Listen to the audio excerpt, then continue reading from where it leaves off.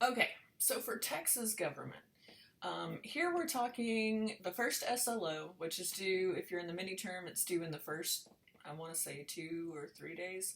If you're in the regular class, it's going to be in the first 3 weeks. But it's called right to work laws. So what you need to do is you need to go check out the difference between right to work, which is what Texas is, versus union states such as like Michigan or Ohio, okay? Figure out what's the difference. So there are pros and cons to both. Again, these are not informative essays.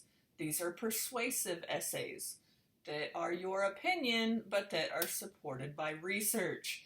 So formal, again, no contractions, no I, me, myself, no .coms, nothing like that. Need in-text citations, need references, need a cover sheet, right? So, but you're going to figure out who benefits from a right to work state like Texas. Is it the employees or is it the business? Now, let me give you a little bit of backstory here. So, right to work can help the employees in that they don't have to pay dues, you know? Like, they can kind of just go to work, come home, blah, blah, blah. It can make sure that they're not benefited, though. So, like, it benefits the employer in that the employer doesn't have to pay a living wage. They don't necessarily have to have a good work environment. And if people strike and they decide to walk off the work site, so for instance, let's say you're working in a mine. I don't know if there's any mines in Texas. Oil field. And there's not proper ventilation or there's not proper, I don't know, gloves to protect you. Then that can be an issue.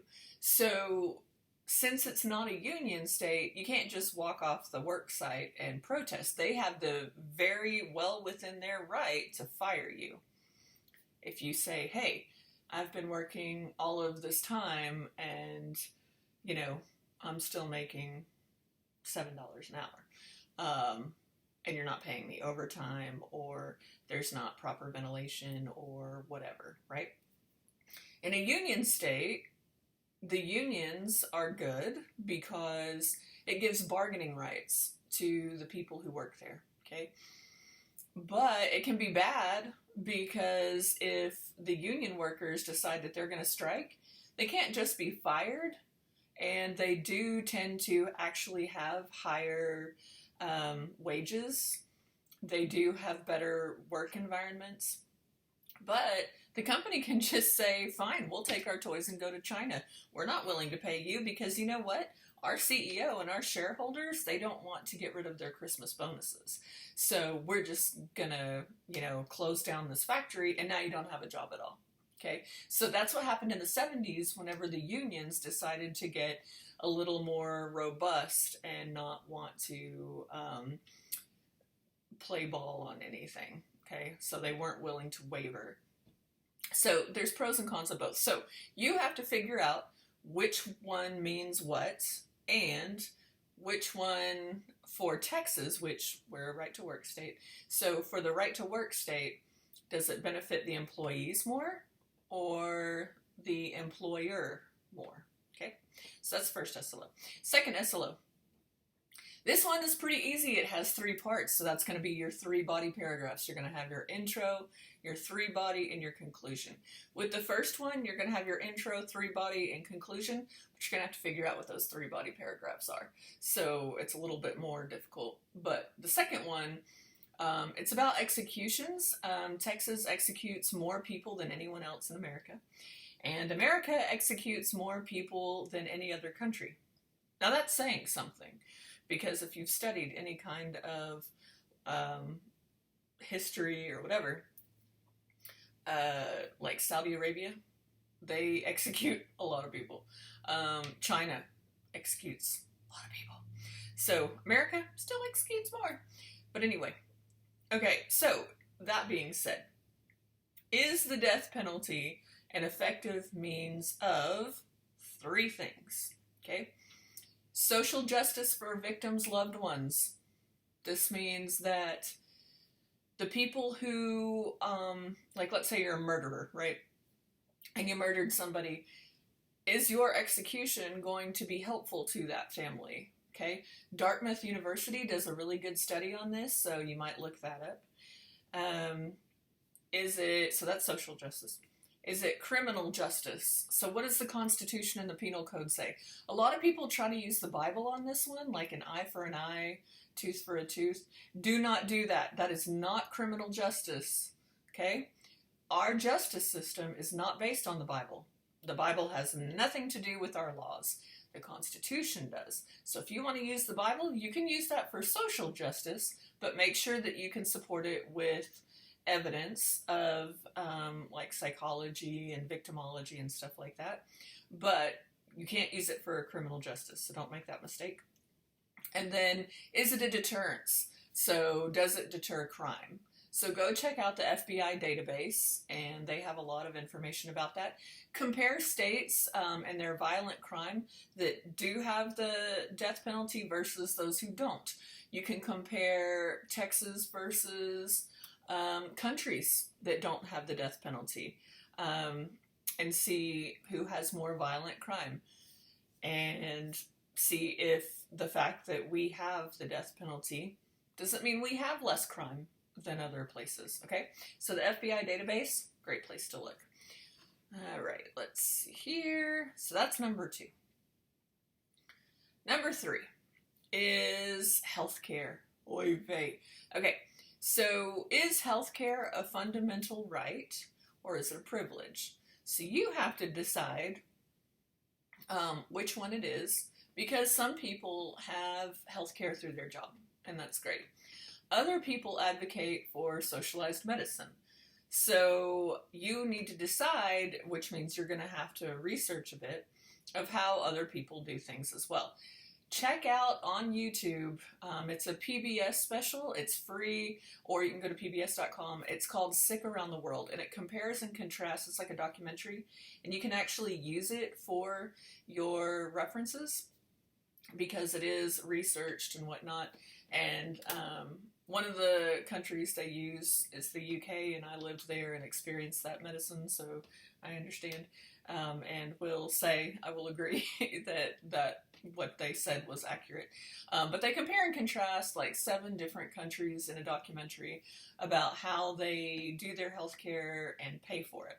America is the only developed nation that does not have socialized medicine, and it's the only developed nation in the world that you can actually go bankrupt from having medical bills. So I actually had to go into the ICU last year for 3 days, and then 2 days, and then I spent 3 days in a regular room, and I got a bill for $80,000.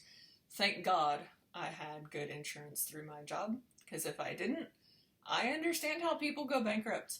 But some people say, well, just get a job. But if you work less than 30 hours a week, they don't have to offer you insurance, and the company has to pay that insurance. So most of the time, rather than hiring you at 40 hours a week, they're going to hire you at 20 hours a week and hire somebody else at 20 hours a week so they don't have to pay benefits.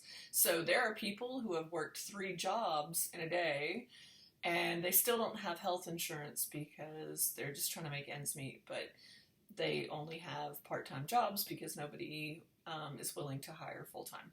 So keep that in mind. So check that out. That's SLO 3. Again, still have to have those 5 paragraphs. SLO 4, let's try to get through this quickly.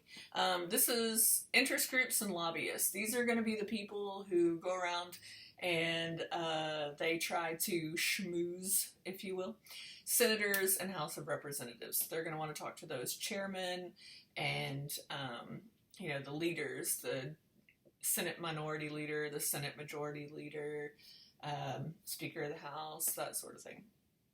So, do these lobbyists and interest groups, do they help regular people, such as me and you, to talk to our senator or House of Representative, or do they hinder us? So case in point, Ted Cruz, right? We know that he has an A+ rating from the NRA. Well, let's say you're somebody who loves guns, right? I mean, we're Texans, okay? Like, everybody loves guns. Everybody's got a gun. And so we want to make sure that our Second Amendment right is upheld. So we're going to join the NRA, and they're going to spend gobs of cash to give campaign contributions to Ted Cruz so that they can buy his vote for the next election, right? Make sure that we don't have, any kind of gun laws that are going to restrict guns, because we make a lot of money off of them. And our constituents, who are part of the interest group, they want to have their guns. So we're going to do that. That means that it would help you, right?